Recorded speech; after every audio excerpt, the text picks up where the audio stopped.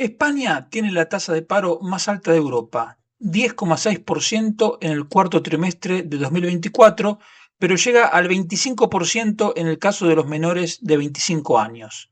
Sin embargo, esa tasa de paro subestima la proporción real de parados. ¿Por qué? Porque la misma surge de contar 2,6 millones de parados cuando en verdad hay 4 millones. No es fango, son datos oficiales. Suma conmigo estos datos que corresponden a enero de 2025. Hay 2,6 millones de parados registrados, que son los únicos que tiene en cuenta el gobierno, a los que hay que sumar 362.800 parados de disponibilidad limitada. Hay que sumar también 196.100 que el gobierno llama otros no ocupados. Luego hay que también tener en cuenta 16.400 personas que están en ERTE y casi 860.000 fijos discontinuos inactivos. Ya hay más fijos discontinuos que no trabajan que fijos discontinuos trabajando. Todos los grupos que el gobierno cuenta por separado suman 1.440.000 personas. Si eso lo sumamos a los 2.600.000 parados registrados, tenemos que hay un poquito más de 4 millones de parados efectivos. Del lado del empleo, el gobierno se autofelicita por el máximo histórico de más de 21 millones de afiliaciones a la seguridad social, pero omite reconocer que uno de cada 4 empleos creados en los últimos 5 años corresponde al sector público. Además, hay 1.700.000 subocupados. ¿Estos quiénes son? Son personas que trabajan a tiempo parcial, quieren trabajar más horas, pero no encuentran dónde hacerlo. Y además hay 582.000 pluriempleados. Los asalariados con contrato temporal o que son fijos discontinuos trabajando, entre los dos suman 3.600.000 personas. Entonces, sumando todo esto, tenemos que casi el 30% de los asalariados tiene algún tipo de problema laboral. Pero eso no es todo, porque el número de los ocupados que no trabajan sigue subiendo. En el cuarto trimestre fueron 1,2 millones. Eso es más, para que tengas una idea, que en el segundo semestre de 2020 en plena pandemia. ¿Y esto por qué ocurre? Por la saturación del servicio público de salud, lo que lleva a retrasar intervenciones quirúrgicas y citas con especialistas, por lo que las bajas médicas duran cada vez más. Si sumamos todo esto y se lo explicáramos a alguien ajeno a la realidad española, seguramente nos dirían que la prioridad del gobierno debería ser, por un lado, aumentar empleo para poder bajar el paro.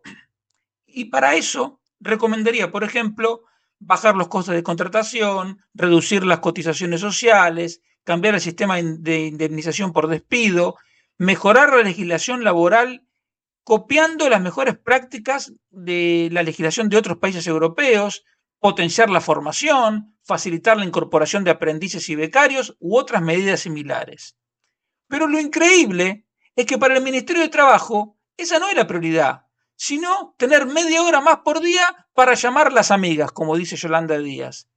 En lugar de atender el problema de 4 millones de personas que tienen 24 horas al día para hacer lo que puedan porque están paradas, o de los que quieren trabajar más y no encuentran dónde, la ministra Yolanda Díaz antepone lo que ella cree que más sirve a sus propios objetivos políticos. Hay que tener en cuenta lo siguiente, el 93% de las empresas españolas son micropymes con una media de 2 ocupados cada una. Si le sumamos las empresas que tienen hasta 50 empleados, tenemos prácticamente al 99% de todas las empresas españolas. Son 3 millones de firmas en las que trabajan prácticamente 9 millones de personas.